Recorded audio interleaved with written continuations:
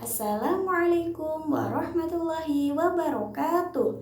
Alhamdulillahirrabbilalamin. Allahumma sholli ala sayyidina Muhammad wa ala ali sayyidina Muhammad. Perkenalkan, saya Lili Sofatul Mala akan menjelaskan tentang analisis dan inovasi proyek penguatan profil pelajar Pancasila dan profil pelajar Rahmatan lil Alamin atau biasa kita sebut dengan P5 PPRA. Profil pelajar Pancasila dan profil pelajar Rahmatan lil Alamin yang selanjutnya disebut dengan profil pelajar merupakan pelajar yang memiliki pola pikir, bersikap dan berperilaku yang mencerminkan nilai-nilai luhur Pancasila yang universal, serta apa? Serta menjunjung tinggi toleransi demi terwujudnya persatuan dan kesatuan bangsa serta perdamaian dunia. Lalu, apa yang akan kita bahas pada hari ini? Yaitu mengenai konsep proyek penguatan profil pelajar Pancasila atau P5. Lalu yang kedua, konsep profil pelajar Rahmatan lil Alamin atau PPRA. Dan yang ketiga, bagaimana inovasi dari P5 PPRA tersebut. Masuk pada pembahasan yang pertama, yaitu proyek penguatan profil pelajar Pancasila atau kita sebut saja dengan P5. Konsep dari P5 yaitu pelajar Pancasila merupakan pelajar sepanjang hayat yang kompeten, berkarakter, dan berperilaku sesuai dengan nilai-nilai Pancasila. Apa saja? Yaitu beriman, bertakwa kepada Tuhan Yang Maha Esa, dan berakhlak mulia. Yang kedua, berkebinekaan global. Yang ketiga, bergotong royong. Yang keempat, mandiri. Yang kelima, bernalar kritis. Lalu yang keenam yaitu kreatif. Nah, yang pertama memasuki pada dimensi yang pertama yaitu beriman, bertakwa kepada Tuhan Yang Maha Esa, dan berakhlak mulia. Pelajar Indonesia yang beriman, bertakwa kepada Allah, kepada Tuhan Yang Maha Esa, dan berakhlak mulia adalah pelajar yang berakhlak dalam hubungannya dengan Tuhan Yang Maha Esa. Ia memahami ajaran agama dan kepercayaan serta menerapkan pemahaman tersebut ke dalam kehidupannya yang sehari-hari. Terdapat 5 elemen dari beriman, bertakwa kepada Tuhan Yang Maha Esa, dan berakhlak mulia, yaitu yang pertama, akhlak dalam beragama. Yang kedua, akhlak pribadi. Dan yang ketiga, akhlak kepada manusia. Yang keempat, akhlak kepada alam. Dan yang kelima, akhlak dalam bernegara. Memasuki dimensi yang kedua yaitu berkebinekaan global. Pelajar Indonesia mempertahankan budaya luhur, lokalitas dan identitasnya, dan tetap berpikiran terbuka dalam berinteraksi dengan budaya lain, sehingga menumbuhkan rasa saling menghargai dan kemungkinan terbentuknya budaya baru yang positif dan tidak bertentangan dengan budaya luhur bangsa. Adapun elemen dari berkebinekaan global yaitu ada 4. Yang pertama, mengenal dan menghargai budaya. Yang kedua, komunikasi dan interaksi antar budaya. Yang ketiga, refleksi dan tanggung jawab terhadap pengalaman kebinekaan. Yang keempat, berkeadilan sosial. Memasuki dimensi yang ketiga yaitu bergotong royong. Pelajar Indonesia memiliki kemampuan bergotong royong, yaitu kemampuan untuk melakukan kegiatan secara bersama-sama dengan sukarela agar kegiatan yang dikerjakan dapat berjalan dengan lancar, mudah, dan juga ringan. Elemen-elemen dari bergotong royong yaitu yang pertama, kolaborasi, yang kedua, kepedulian, dan yang ketiga, berbagi. Memasuki dimensi yang ketiga yaitu mandiri. Pelajar Indonesia merupakan pelajar mandiri, yaitu pelajar yang bertanggung jawab atas proses dan hasil belajarnya. Elemen dari dimensi mandiri yaitu terdiri dari yang pertama, pemahaman diri dan situasi yang akan dihadapi. Yang kedua, regulasi diri. Nah, memasuki dari dimensi yang selanjutnya yaitu bernalar kritis. Pelajar yang bernalar kritis mampu secara objektif memproses informasi baik kualitatif maupun kuantitatif. membangun keterkaitan antara berbagai informasi, menganalisis informasi, dan juga mengevaluasi serta menyimpulkannya. Adapun elemen-elemennya yaitu yang pertama, memperoleh dan memproses informasi dan gagasan. Yang kedua, menganalisis dan mengevaluasi penalaran. Dan yang terakhir yaitu merefleksi dan mengevaluasi pemikirannya sendiri. Memasuki dimensi yang terakhir yaitu kreatif. Pelajar yang kreatif mampu memodifikasi dan menghasilkan sesuatu yang orisinal, bermakna, bermanfaat, dan berdampak. Yang pertama dari elemennya yaitu menghasilkan gagasan yang orisinal. Yang kedua, menghasilkan karya dan tindakan yang orisinal. Dan yang ketiga, memiliki keluasan berpikir dalam mencari alternatif solusi permasalahan. Nah, teman-teman, dari keenam dimensi profil pelajar Pancasila perlu dilihat secara utuh sebagai satu kesatuan agar setiap individu dapat menjadi pelajar sepanjang hayat yang kompeten, berkarakter, dan berperilaku sesuai dengan nilai-nilai Pancasila. Oke, sekarang kita masuk dalam pembahasan yang kedua yaitu profil pelajar rahmatan lil alamin atau biasa kita sebut dengan PPRA. Konsep dari profil pelajar rahmatan lil alamin atau PPRA yaitu gagasan rahmatan lil alamin sesungguhnya adalah salah satu opsi merawat kebinekaan Indonesia tanpa harus mencabut tradisi dan kebudayaan yang ada. Nah, mengembangkan konsep agama moderat di tengah umat sangatlah penting, khususnya di Indonesia. Karena di negara ini terdapat banyak sekali aliran dalam agama, pola pikir yang beragam, dan juga multi etnis. Adapun nilai-nilai dari PPRA yaitu yang pertama, berkeadaban atau ta'adub, yaitu menjunjung tinggi akhlak mulia, karakter, identitas, dan integritas sebagai khairu ummah dalam kehidupan kemanusiaan dan peradaban. Yang kedua, sebagai keteladanan atau qudwah, yaitu melakukan apa yang diucapkan dan mengucapkan apa yang sudah dilakukan. Yang ketiga, kewarganegaraan dan kebangsaan atau muwatonah.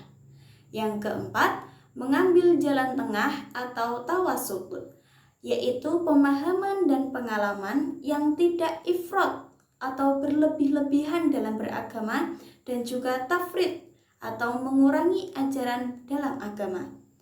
Yang selanjutnya yaitu berimbang atau tawazun, yaitu pemahaman dan pengalaman agama secara seimbang yang meliputi semua aspek kehidupan, baik duniawi maupun ukhrawi.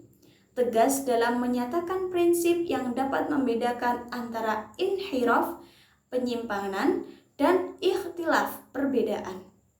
Yang keenam, lurus dan tegas atau i'tidal, yaitu menempatkan sesuatu pada tempatnya dan melaksanakan hak dan memenuhi kewajiban secara proporsional.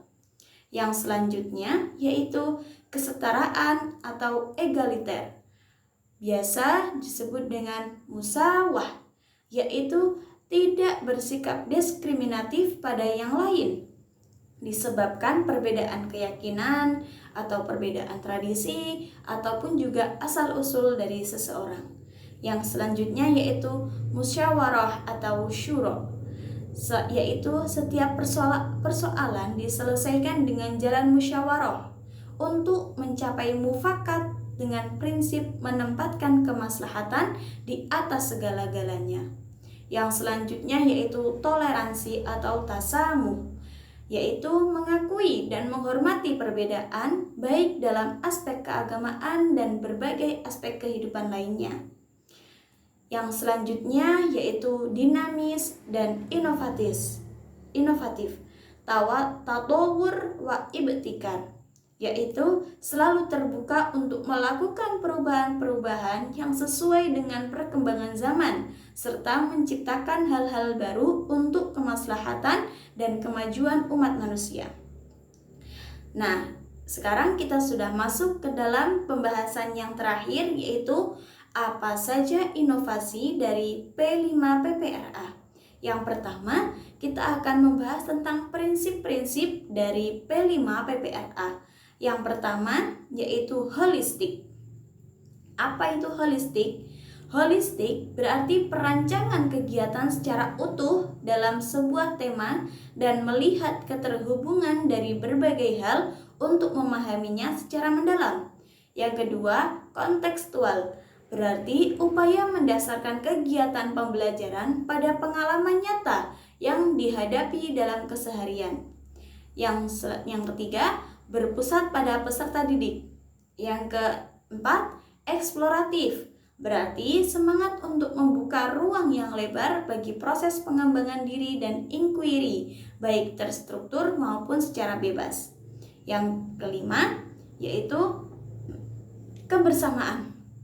Berarti seluruh kegiatan dilaksanakan secara kolaboratif oleh warga madrasah dengan gotong royong dan saling bekerja sama. Yang keenam, keberagaman. Berarti seluruh kegiatan di madrasah dilaksanakan dengan tetap menghargai perbedaan, kreativitas, inovasi, dan kearifan lokal secara inklusif dalam bingkai negara kesatuan Republik Indonesia. Yang ketujuh, kemandirian. Berarti seluruh kegiatan di madrasah merupakan prakarsa dari, oleh, dan untuk warga madrasah. Yang selanjutnya yaitu kebermanfaatan. Berarti apa? Keseluruhan dari segala kegiatan di madrasah harus berdampak positif bagi peserta didik, madrasah, dan juga masyarakat. Yang terakhir yaitu religiusitas. Berarti seluruh kegiatan di madrasah dilakukan dalam konteks pengabdian kepada Allah Subhanahu wa Ta'ala. Lalu yang kedua yaitu langkah-langkah mendesain P5PPRA. Yang pertama, yang pasti kita harus membentuk tim fasilitator, yaitu kepala satuan pendidik menyusun tim fasilitator proyek. Tim ini berperan untuk merencanakan dan melaksanakan kegiatan proyek untuk seluruh kelas. Yang kedua, mengidentifikasi tingkat kesiapan satuan pendidikan. Kepala satuan pendidik bersama tim fasilitator merefleksi dan menentukan tingkat kesiapan satuan pendidikan. Jadi, saat kita akan melaksanakan P5PPRA harus benar-benar sudah dalam tahap kesiapan yang sudah maksimal. Yang ketiga, merancang dimensi, tema, dan alokasi waktu P5PPRA. Tim fasilitator menentukan fokus dimensi profil pelajar Pancasila dan profil pelajar Rahmatan lil Alamin, tema proyek, serta merancang jumlah proyek berdasarkan alokasi waktunya sesuai dengan satuan PAUD yang akan melaksanakan PPRA tersebut. Yang kelima yaitu yang keempat yaitu menyusun modul proyek, gitu ya. Tim fasilitator menyusun modul proyek sesuai tingkat kesiapan satuan pendidikan dengan tahapan umum, menentukan subelemen, mengembangkan topik, mengembangkan alur, dan juga durasi proyek, serta mengembangkan aktivitas dan asesmen proyek. Lalu yang terakhir yaitu merancang strategi pelaporan hasil proyek. Tim fasilitator merancang strategi pengolahan dan pelaporan hasil dari proyek tersebut. Lalu, masuk ke dalam apa saja sih tema-tema dari P5PPRA pada pendidikan anak usia dini. Yang pertama yaitu Aku Sayang Bumi atau Gaya Hidup Berkelanjutan. Tema ini itu bertujuan untuk mengenalkan peserta didik pada isu lingkungan, eksplorasi dalam mencari solusi kreatif yang dapat dilakukan oleh peserta didik. Nah, contohnya apa saja yang bisa dilakukan pada tema ini, yaitu tentang kebersihan lingkungan, contohnya dengan proyek membersihkan lingkungan, seperti itu. Yang kedua, Aku Cinta Indonesia atau kearifan lokal. Tema ini bertujuan agar peserta didik mengenal identitas dan karakteristik negara, keberagaman budaya, dan ciri khas lainnya tentang Indonesia, sehingga anak didik memahami identitas dirinya sebagai anak Indonesia, serta bangga menjadi anak Indonesia. Yang bisa diambil dari tema ini yaitu mainan di kampungku, contohnya dengan menggunakan proyek membuat atau memainkan mainan tradisional yang ada sesuai dengan daerahnya masing-masing. Yang ketiga yaitu kita semua bersaudara, Bhinneka Tunggal Ika. Tema ini bertujuan untuk mengajak peserta didik untuk mampu berinteraksi dengan teman sebayanya, menghargai perbedaan, mau berbagi, dan mampu bekerja sama. Tema ini selaras dengan tema kearifan lokal yang digunakan di jenjang pendidikan di atasnya. Nah, untuk kontekstualisasi tema atau topiknya bisa saja dengan aku sayang teman. Nanti mengambil topiknya menghasilkan karya untuk diberikan kepada teman. Contohnya, misal membuat kado meskipun hanya isinya permen, nah itu nanti bisa diberikan kepada teman gitu. Yang keempat, imajinasiku dan kreativitasku, rekayasa dan teknologi. Tema ini bertujuan untuk mengajak peserta didik belajar mengenali dunianya melalui imajinasi, eksplorasi, dan eksperimen. Nah, kontekstualisasi tema atau topiknya yaitu dengan lukisan misalnya, yaitu menghasilkan karya lukis bersama untuk hiasan kelas. Jadi nanti setelah anak-anak melukis, nanti bisa kita tempelkan pada madin atau majalah dinding. Lalu saat kita sudah mengenali tema-tema pada P5 PPRA, sekarang bagaimana implementasi P5 PPRA pada pendidikan anak usia dini. Nah, sebelum masuk ke implementasinya, kita membahas tentang apa sih yang harus dilakukan oleh guru dalam merencanakan sebuah proyek. Yang pertama, seorang guru harus menguasai topik dan membuat peta konsep. Yang kedua, mengidentifikasi ketersediaan sumber daya. Contohnya, dari sumber daya gurunya apakah ada, dari sumber daya bahannya apakah ada, dari misal membutuhkan transportasi dan lain-lainnya. Yang ketiga, menyiapkan pengetahuan dasar yang sesuai dengan proyek. Yang keempat, menyiapkan pertanyaan pemantik yang digunakan untuk menanyai anak-anak, dan itu adalah salah satu dari proses asesmen. Yang kelima yaitu pelaksanaan proyek.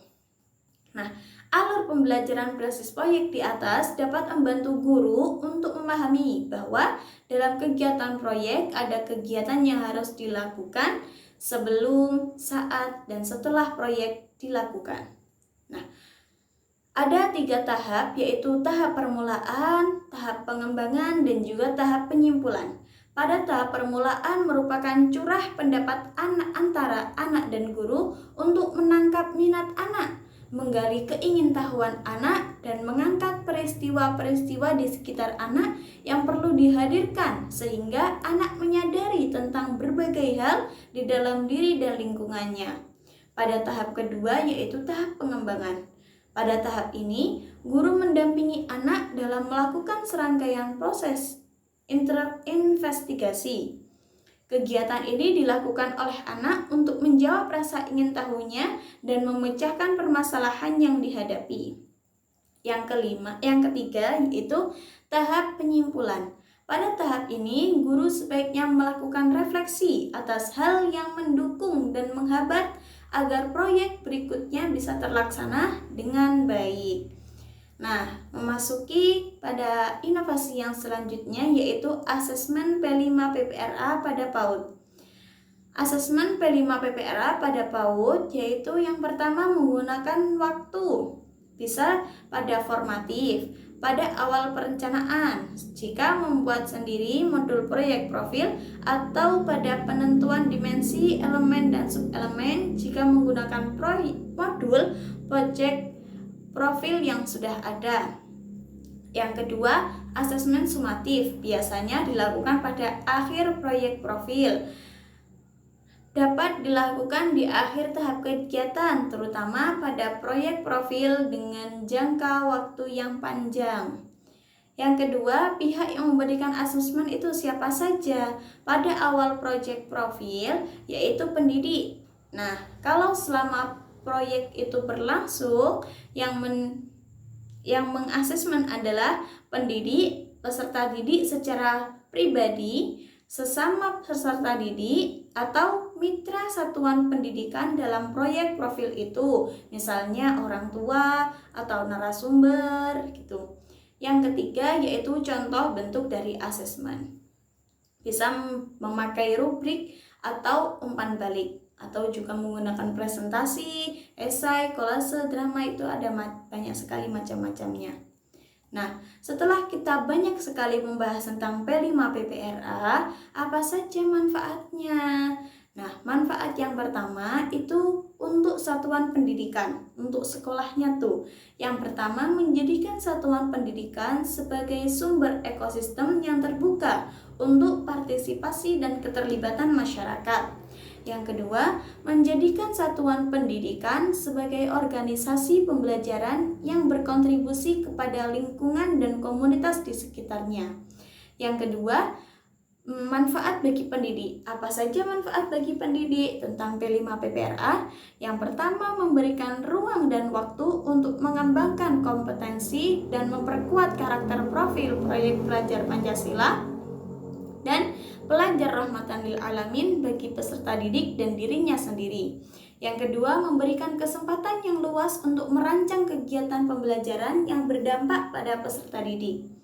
Nah, untuk manfaat yang selanjutnya yaitu untuk peserta didiknya sendiri. Apa saja manfaatnya? Yang pertama, untuk mengembangkan kompetensi dan memperkuat karakter P5PPRA untuk apa? Untuk menghadapi tantangan dunia yang semakin kompleks. Yang kedua, mengasah inisiatif dan partisipasi untuk apa? Untuk merencanakan pembelajaran serta aktif dan berkelanjutan. Yang ketiga, mengembangkan keterampilan, sikap, dan pengetahuan yang dibutuhkan dalam mengerjakan proyek pada periode waktu tertentu. Yang keempat, melatih para peserta didik pada kemampuan pemecahan masalah dalam beragam situasi belajar. Yang kelima, memperlihatkan tanggung jawab dan kepedulian terhadap isu di lingkungan sekitar sebagai salah satu bentuk hasil belajar. Nah, untuk manfaat yang terakhir yaitu untuk mengasah daya belajar dan kepemimpinan peserta didik dalam proses pembelajaran. Nah, mungkin hanya itu saja yang bisa saya sampaikan. Wabillahi taufiq wal hidayah. Wassalamualaikum warahmatullahi wabarakatuh.